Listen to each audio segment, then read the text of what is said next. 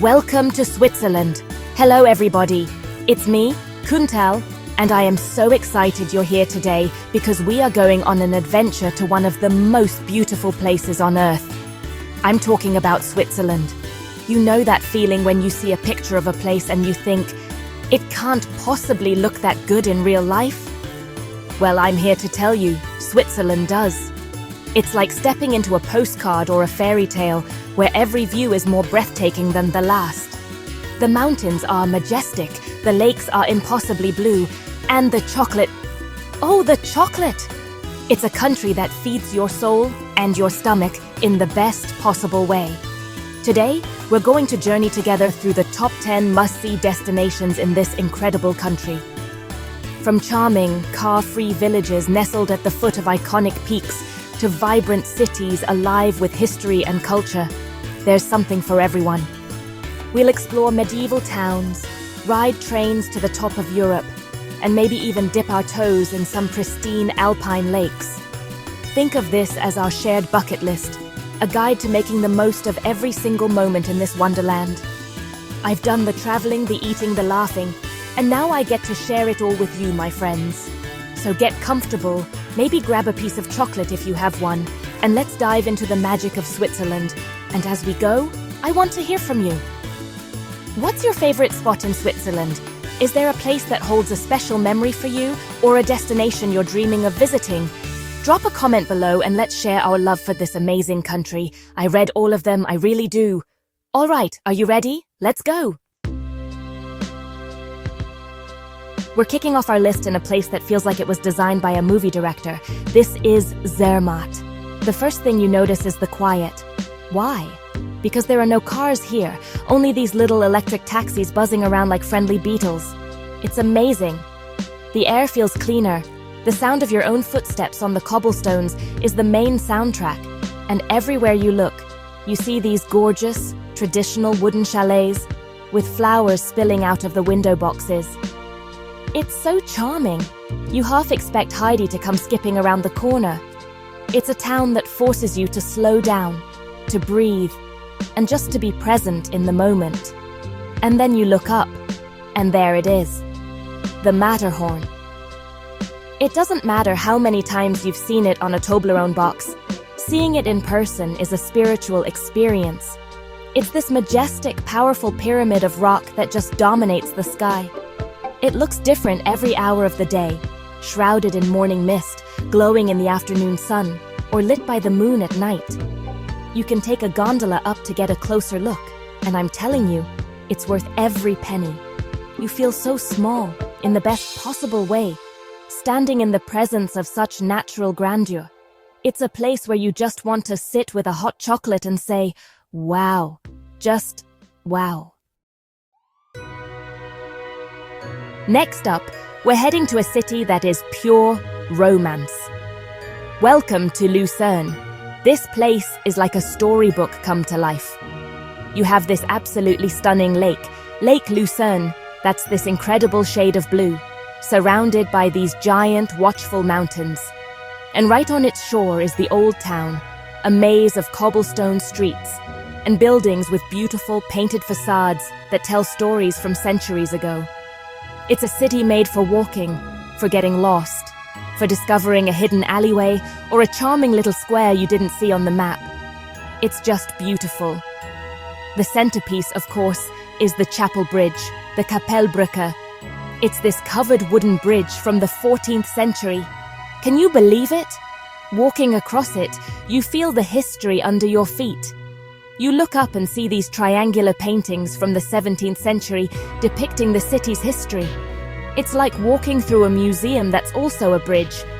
And then there's the Lion Monument, carved into a rock face, which Mark Twain called the most mournful and moving piece of stone in the world. It's so powerful. Lucerne is where history, art, and nature come together in the most perfect, beautiful way. All right, adrenaline junkies, this one's for you. Our next stop is Interlaken. The name itself means between lakes, and that's exactly where it is, nestled perfectly between two magnificent turquoise lakes, Lake Thun and Lake Brienz. The water is so vibrant, it looks like someone poured food coloring into it, but it's all natural. The scenery here is just off the charts. You're surrounded by some of the most famous peaks in the Alps, the Eiger, Mönch, and Jungfrau, standing there like three majestic guardians. It's a place where you just want to be outside, no matter what. But Interlaken isn't just for looking, it's for doing. This is the adventure capital of Switzerland. You want to go paragliding and soar over the lakes like a bird. You can do it here. You want to go skydiving out of a helicopter. This is the place. Kayaking, canyoning, river rafting, bungee jumping. If it gets your heart pounding, you can probably do it in Interlaken. Even if you're not a daredevil, just taking a peaceful boat cruise on one of the lakes or hiking one of the countless trails is an adventure in itself. It's a natural playground that invites you to come out and play, and I am always happy to accept that invitation. From the adventure capital, we're going up, way, way up, to a place they call the top of Europe. This is Jungfraujoch, and let me tell you, the journey is half the fun. You take this incredible cogwheel train that literally climbs up inside the mountain. You look out the windows carved into the rock and see the landscape changing, the green valleys giving way to rock and ice. It's an engineering marvel that has been taking people up here for over 100 years. Can you imagine the vision it took to build this? It's truly mind-boggling. When you finally arrive, you step out at the highest railway station in Europe, over 11,000 feet up. You are in a different world, a world of eternal snow and ice. You walk out onto the Sphinx observatory deck, and the view will knock the wind out of you, literally. The air is thin up here. You're looking at the Aletsch Glacier, the longest glacier in the Alps, stretching out before you like a frozen superhighway. It's immense, it's powerful, and it's humbling. You can even walk through an ice palace, a tunnel carved right into the glacier itself. It's a surreal, unforgettable experience that makes you feel like you're on top of the world. Let's come back down from the mountains for a bit and head to the French-speaking part of Switzerland.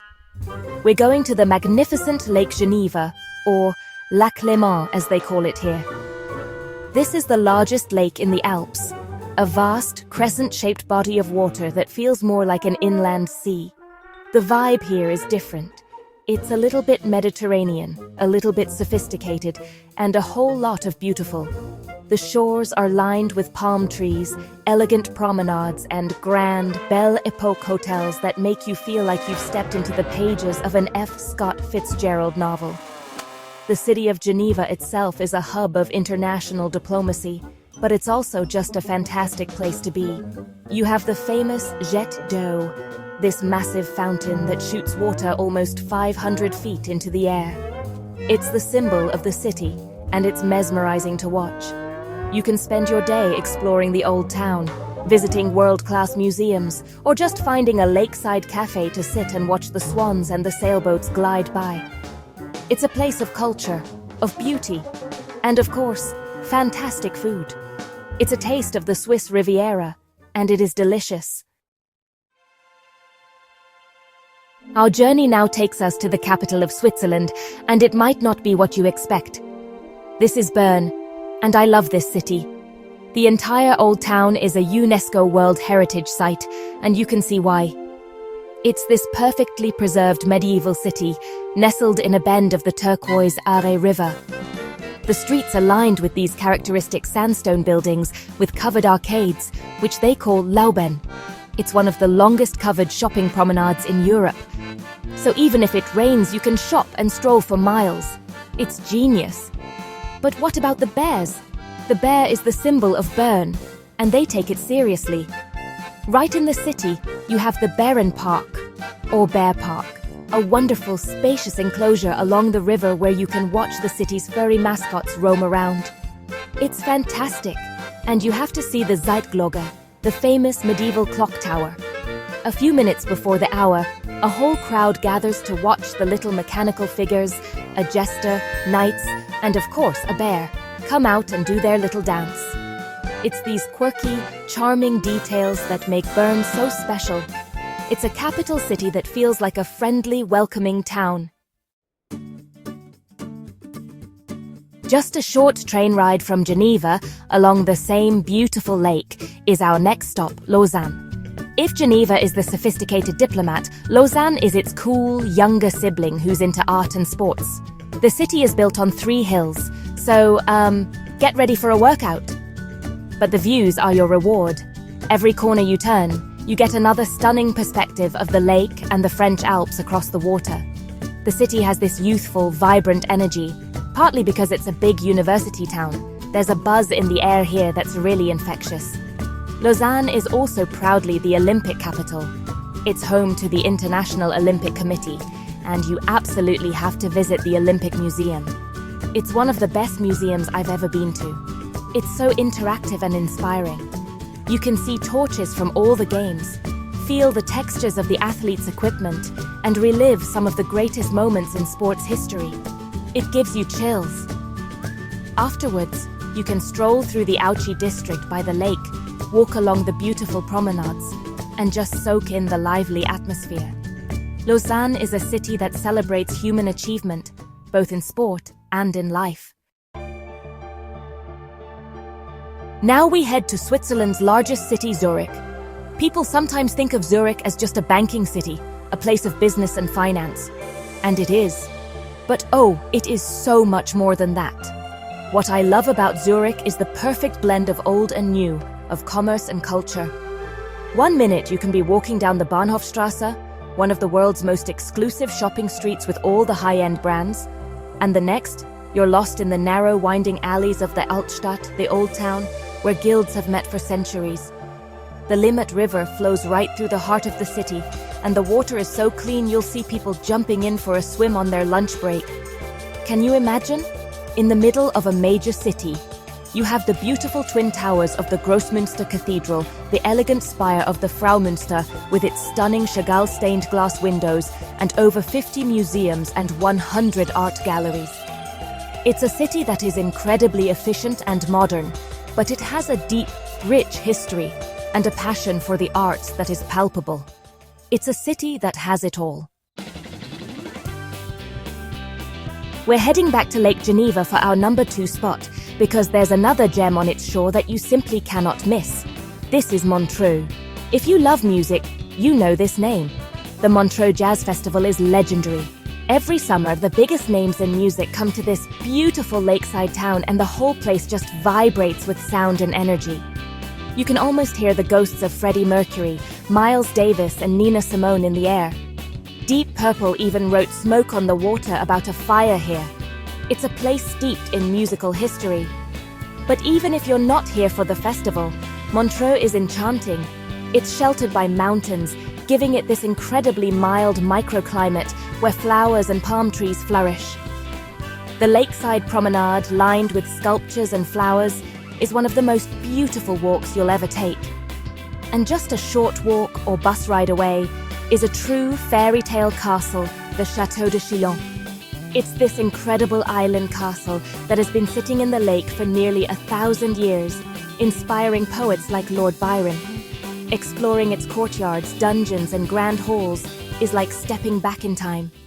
It's pure magic. And here we are at our number 1 spot. We're climbing back into the Alps, to a place that is synonymous with glamour, luxury, and winter wonder. Welcome to St. Moritz. This isn't just a ski resort, it's the birthplace of winter tourism. Over 150 years ago, a hotelier made a bet with some English summer guests that they would love the winter here too, and he was right. St. Moritz has hosted the Winter Olympics twice and is home to a champagne climate with over 300 days of sunshine a year. It's a place that sparkles, both from the snow and the diamonds. The skiing and snowboarding are, of course, world-class. The slopes are pristine, the views are endless, and the facilities are second to none. But there's so much more. You can watch horse racing on a frozen lake, go on a bobsled run on the world's only natural ice track, or indulge in some high-end shopping and gourmet dining. Yes, it's a place of luxury, but you don't have to be a millionaire to enjoy the beauty. Just walking around the frozen lake, breathing in the crisp mountain air, and watching the sun glitter on the snow is a 5-star experience in itself. It is the pinnacle of the alpine dream. And there you have it, friends. Our journey through the top 10 must-visit spots in Switzerland. From the peak of the Matterhorn to the shores of Lake Geneva, what a trip! This country is just one wow moment after another. It's a place where nature is the main event, where the cities are clean and charming, and where the trains are always on time. I truly believe that travel connects us to new places, new cultures, new foods, and most importantly, to each other. Sharing these places with you feels like we've taken this trip together. I hope this has inspired you to add a few of these incredible destinations to your own travel bucket list. Whether you're an adventurer, a history buff, a foodie, or just someone who loves a good view, Switzerland has something waiting for you. The world is a big, beautiful book, and it's meant to be read. So go out there and turn a page. Start planning, start dreaming. Because these experiences are what life is all about. They are the stories we get to tell for the rest of our lives. Thank you so much for coming along with me on this adventure. I had the best time, and I hope you did too. If you enjoyed our trip, please give this video a thumbs up, and don't forget to subscribe and hit that notification bell so you don't miss our next adventure together. Because there is so much more of this beautiful world to see, and so much more to eat. Until next time, my friends, be well and happy travels.